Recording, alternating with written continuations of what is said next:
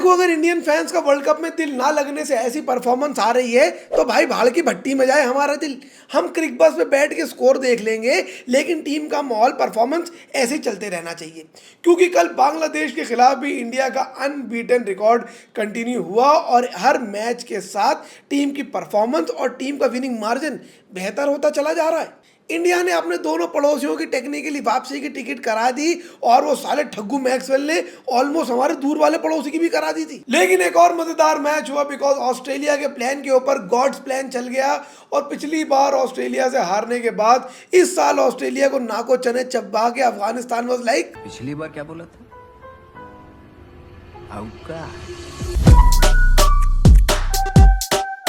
देखो गाइस, मुझे तो लगता है लगातार गिरी हुई टीआरपी के चलने के बाद मोटा भाई ने बोला ऐसा है रहने दो, तुम्हारे बस की बात नहीं है, मैं अपने यहाँ से राइटर भिजवा रहा हूँ। और भाई साहब राइटर लोगों ने आते ही क्या बजब आग हक दी। 2023 के वर्ल्ड कप में नूर अहमद ने मैक्सवेल का कैच छोड़ के अफगानिस्तान को मैच हरवा दिया था। इस बार उसी ठग्गू मैक्सवेल का कैच नूर अहमद ने पकड़ के अफगानिस्तान को मैच जितवा दिया। भाई साहब नूर अहमद का कैच देख के मुझे यकीन हो चला है कि ऊपर वाले के यहाँ देर है अंधेर नहीं है। किसी ना किसी दिन आज से 10-15 साल बाद मेरे भी 1 लाख सब्सक्राइबर हो जाएंगे। 2 बेहतरीन मैच हुए, एक हुआ इंडिया और बांग्लादेश का, जहां इंडिया ने बांग्लादेश को एक करारी शिकस्त दी एज यूजुअल 50 रन की। और भाई उसके बाद एक और मैच हुआ सेम ग्रुप में अफगानिस्तान और ऑस्ट्रेलिया का, जहां अफगान जलेबी ने ऑस्ट्रेलियन कंगारुओं को नाको चने चबवा दिए। अफगानिस्तान वो मैच जीत गया और इंडिया का ग्रुप एब्सोल्युटली ओपन हो चुका है। लेकिन हम बात करेंगे इंडिया के मैच की, क्योंकि भाई हमसे क्या लेना देना बाकी टीमों के साथ क्या हो। हाँ, लेकिन एक बात है कि जितना मजा इंडिया को जीतते हुए देखने में आता है, साला उतना ही मजा ऑस्ट्रेलिया को हारते हुए देखने में भी आता है। बहरहाल कल था इंडिया वर्सेस बांग्लादेश मैच की जीत के क्या क्या फैक्टर्स थे इंडिया की तरफ से, वो सारे के सारे डिस्कस करूंगा। और सबसे पहले शुरुआत करता हूं पॉइंट नंबर 1, यानी कि Bangladesh captaincy and team management. Bangladeshi fan से मेरी इतनी रिक्वेस्ट है कि थोड़ा जरा साइड हो जाए, हाँ थोड़ा इधर, क्योंकि अभी मैं डायरेक्टली पेलने जा रहा हूँ आपकी टीम के कप्तान को और उनकी मैनेजमेंट को। और अपना पैशन, अग्रेशन और क्रिकेट का लव इसके बीच में ना लाएं, बिकॉज आपकी टीम के कप्तान और मैनेजमेंट ये क्रिटिसिज्म डिजर्व करते हैं। देखो एक बात सच है कि बांग्लादेश के क्रिकेट फैंस एक्चुअली बहुत ही ज्यादा पैशनेट फैंस होते हैं। I know they can sometimes get a little toxic, लेकिन उस तरह के टॉक्सिक फैंस हर टीम के होते हैं। But they follow the team everywhere that they go and they support the team relentlessly. और उनका passion, aggression and love for cricket deserves a much better team than Bangladesh. Afghanistan को देखो भाई साहब, 10 साल हुए उनको क्रिकेट खेलते हुए और नाक में दम कर रखा है हर बड़ी बड़ी टीम का।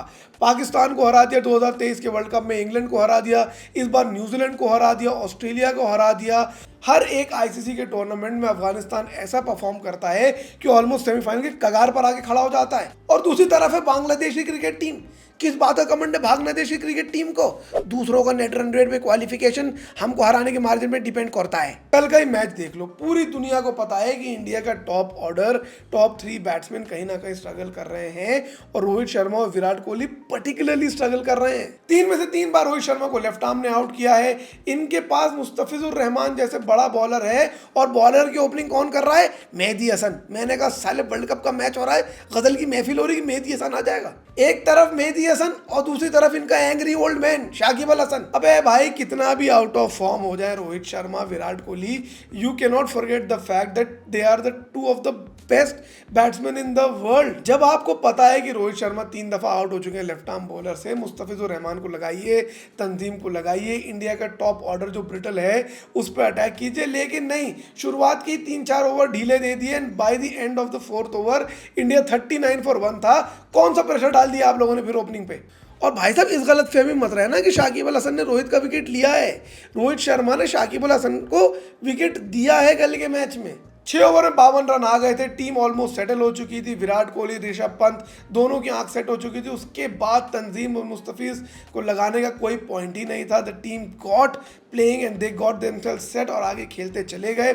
वहाँ पर मुझे लगता है बांग्लादेश की टीम की मैनेजमेंट ने और कैप्टनसी ने एक बहुत बड़ा अपॉर्चुनिटी मिस कर दी। अगर पावर प्ले में 3 विकेट आ जाते तो इंडिया जेन्युइनली बैकफुट पर आ जाती। लेकिन like I said at the end of the power play 53 for 1 no pressure at all. Factor number 2, Tanzim Hasan Shakib. देखो भाई जो बात है तो फैक्ट है, तंजीम भले ही बॉलर बहुत बढ़िया होगा, लेकिन उनको देख के यही कहावत याद आती है कि चाय से ज्यादा तो साली केतली गर्म है। नेपाल के कप्तान रोहित पौडेल से इन्होंने झगड़ा कर लिया था और उस मैच में 7 रन देके 4 विकेट ले लिए थे, और उसके बाद से मुझे लगता है कि थोड़े ज्यादा आसमान में उड़ गए हैं भाई साहब। कल उन्होंने विराट कोहली को आउट किया और आउट करने के बाद विराट कोहली को सेंड ऑफ दे दिया, वो भी अग्रेसिवली। वह बेटा जुमा जुमा तुम्हें खेलते हुए 4 दिन हुए हैं, दाढ़ी सही से तुम्हारी आई नहीं है, एक विराट कोहली को तुमने गलती से आउट कर लिया और उसके बाद तन बदन में इतनी गर्मी लग गई। तंजीम भाई शायद आप भूल रहे हैं कि जितने आपके पूरे देश की इतिहास नहीं है ओडीआई सेंचुरीज का, उससे थोड़ी कम उस अकेले लॉन्डे की जिसको तुमने कल आउट करा है। वो तो शुक्र मनाओ इस बात का कि कोहली 2.0 थोड़े ठंडे हो चुके हैं,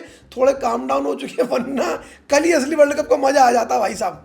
बड़े मियाँ छोटे मियाँ वही हो जाता कल। और इंडियन फैंस जो भाई साहब ये मीमे बना रहे हैं कि वो भी पेले गए थे, तुम भी पेले जाओगे, देखो ऐसा नहीं होने वाला, क्योंकि बांग्लादेश इसके बाद मुझे तो नहीं लगता वर्ल्ड कप में आगे जाएगी, और बांग्लादेश जैसी छोटी टीमों के खिलाफ किंग कोहली भाई खेलते नहीं है, तो कहाँ ही पेले जाएंगे बेचारे ये।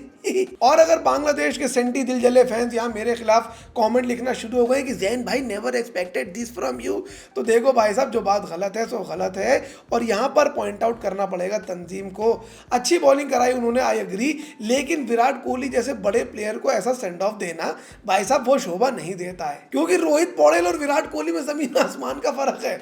विराट कोहली एक जनरेशनल प्लेयर है भाई साहब, जो कई जनरेशन में एक बार आते हैं। He is a legend of the game, and I know I you can get aggressive, you can get carried away, लेकिन स्पोर्ट में जो आपका सीनियर है, जिसने आपसे बहुत ज्यादा कुछ करा हुआ है, उसकी इज्जत करनी बनती है। तुम्हारे बाप का भी सगा ग्रैंडफादर है वो, जिसको तुम आउट करने की बात करिए, यार क्या लाभ है तेरी बच्चे। फैक्टर नंबर 3, दोनों लोग Virat Kohli and Shivam Dubey. I know India की दो ही प्रॉब्लम्स चल रही थी कि विराट कोहली और शिवम दुबे क्लिक नहीं कर रहे थे, लेकिन कल कहीं ना कहीं वो दोनों प्रॉब्लम्स एड्रेस होती हुई दिखी। Virat Kohli got off to a very breezy start और आराम से उन्होंने 37-38 रन बनाए। He looked set for a much longer पारी, पर पता नहीं कि उन्होंने एक रैश शॉट खेल के अपना विकेट दे दिया, लेकिन पूरी इनिंग में मुझे कहीं पर भी वो अनकंफर्टेबल नहीं दिखे। On the other hand Shivam Dubey वो स्केची फ्रॉम द स्टार्ट। ऐसा लग रहा था कि बहुत ही प्रेशर में आ रहे हैं वो, क्योंकि कहीं ना कहीं उनको पता था भाई साहब कि अगर यहाँ मैं आज नहीं चला तो जो है मेरे पीठ में दर्द हो जाएगा, मुझे बुखार आ जाएगा और रिंकू सिंह आ जाएगा विराट कोहली का टूटा हुआ बल्ला लेकर। लेकिन ऐसा होने नहीं दिया। शिवम दुबे ने बहुत अच्छी इनिंग खेली, कल 34 रन बनाए, और एंड में जब 17 ओवर हो गए थे उसके बाद तो हिट एंड मिस वाला खेल था ही। वो शॉट्स मार रहे थे, कुछ आ रहे थे, और एक जो छूटा उस पर बोल्ड होगा। I would not think too much on that, because वहाँ पर गेम ही था कि मारो या मरो वाला।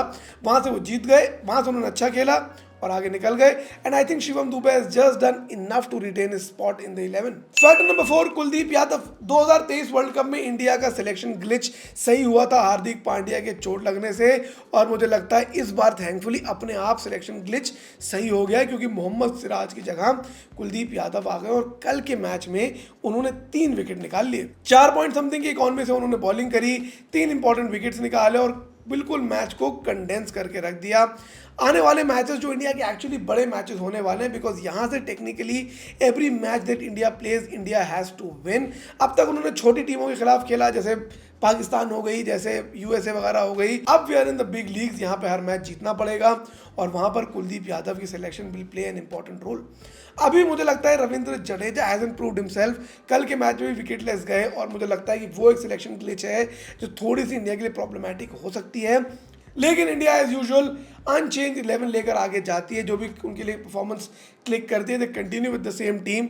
मुझे लगता है युजवेंद्र चहल को थोड़ा और वेट करना पड़ेगा, शायद इस टूर्नामेंट में वो मैच नहीं खेल पाए, लेकिन as of now Kuldeep Yadav is doing really well. Factor number 5, Hardik Pandya. ये जो मेरे सीधे हाथ पे 3 लाल निशान दिख रहे हैं ना, वो हार्दिक पांड्या के चाटे मारने से ही पड़े हैं।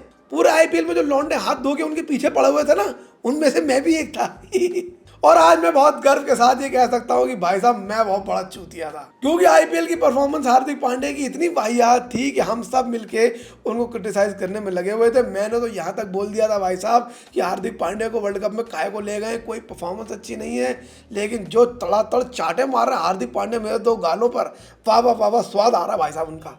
कल के मैच में बेहतरीन परफॉर्मेंस उन्होंने करके दिखाई, 50 रन बनाए और बहुत ही क्विक फैशन में 1 विकेट लिया, और रेगुलरली बैट और बॉल दोनों से कंट्रीब्यूट कर रहे हैं, और मुझे लगता है भाई साहब बहुत ही बढ़िया रिडेम्पशन कर लिया हार्दिक पांड्या ने।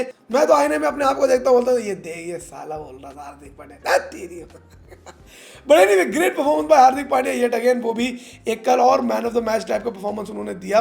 50 run, 1 wicket, that is a very very good performance. और अब मजेदार बात ये हो जाती है कि इंडिया का ग्रुप एब्सोल्युटली खुल गया है।